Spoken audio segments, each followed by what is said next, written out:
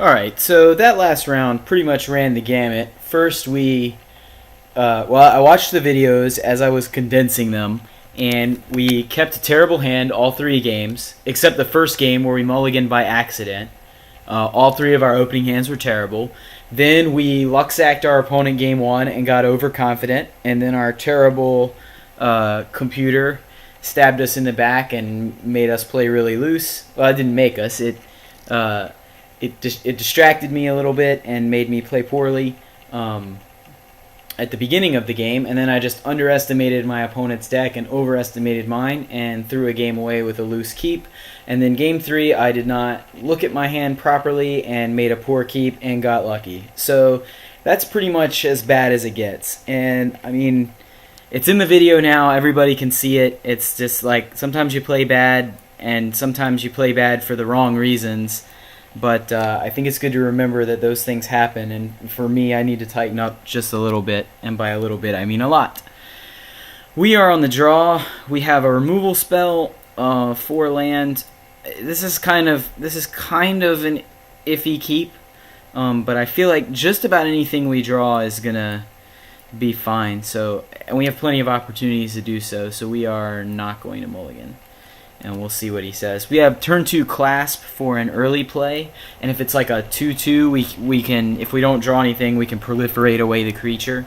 Clasp is reasonable with Elspeth for proliferating her loyalty, and we got this nice big fat Maul Splicer waiting down the pike. So we really just want to draw. I mean, even Mirror would be fine, or you know, just a Pith Driller, just something to bridge the gap and protect our Ellie. Obviously, if we draw nothing but land, then we're going to be really leaning a lot on Elspeth to do a lot of work, and she does her best work when your board position is somewhat established. Elspeth is very much a parity or better planeswalker. I mean, I guess they all are to some extent, but Elspeth Knight Errant, you could be behind and still play her, make a token. If your opponent had 2 3/3s, you'd make a token, chump, she dropped a 2 loyalty, then you untap, play a creature, make another token, and that was it. That was their shot at killing Elspeth. And this one loses so much loyalty to produce defenders that if your opponent has a small burn spell or an evasive creature, then you really want to be able to +2 Elspeth the first turn she comes out. At which point, obviously, you're going to need other creatures to throw themselves in the way to protect her loyalty. But as we saw in Game 3, Elspeth with a couple of blockers for a couple of turns is almost unbeatable. Beast Within is a new Phyrexia card that can beat her. There was nothing like that, to my knowledge. Spine of Ishsa, I guess, before. That's a pretty good draw. That helps us curve out nicely, especially against a deck with planes. We're going to disguise it by running our planes out there first. But, Sky Hunter, maybe? Ooh, a Quarter Paladin. And that falls right into our play of Clasp. So it looks like, once again, Fortune is going to smile on us a little bit. Contagion, Clasp, and pass. So if he plays an artifact now, we get to Corruptor it, and then bash for 2, and then start proliferating the Infect. Yeah, that seems pretty good. And the Sun Chaser is a promise of artifacts to come, so that is quite good. Oh, I guess we'll get a Swamp down. We would ideally like to see a Plains. Seems weird. Seems like most of our hand has been 2 of the 3 colors, and a couple of the... Ooh. Yeah, that is getting corrupted. That seems like a good one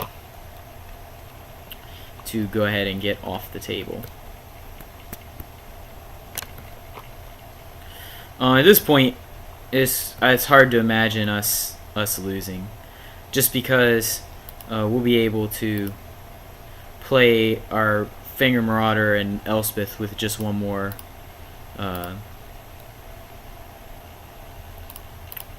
We could have Apostle's Blessing for the Strata Scythe, so I keep forgetting that works on artifacts as well. Is he mono white, or is he just got a lousy draw?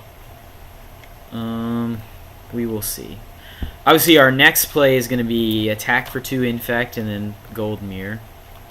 So, if he wants to trade both his guys for our Viridian Corruptor, I think I'm fine with that, since we are not an infect deck. Always take the 2 for 1.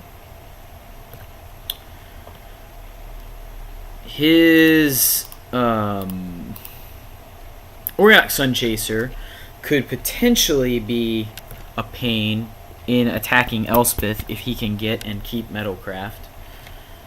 If he scrap melters our gold mirror here, could be a while before we can actually play her. If he doesn't, though, I think we're going to run out Fangren Marauder. Ooh, Embersmith. Yeah, that's going to be good against us. We have a lot of 1 toughness guys. Oh, but he can't capitalize. So maybe now the play is to play Elspeth before he can... Yeah, I'm pretty sure that's the play. Play Elspeth before he can kill our white source. And that makes me not want to bash with the Corruptor.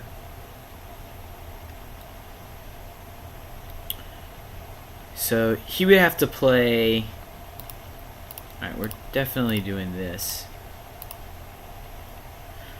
Play Ellie. If we -2, he would have to play 2 artifacts to get Metalcraft, or use Embersmith. I think we're just gonna go ahead and gain the life.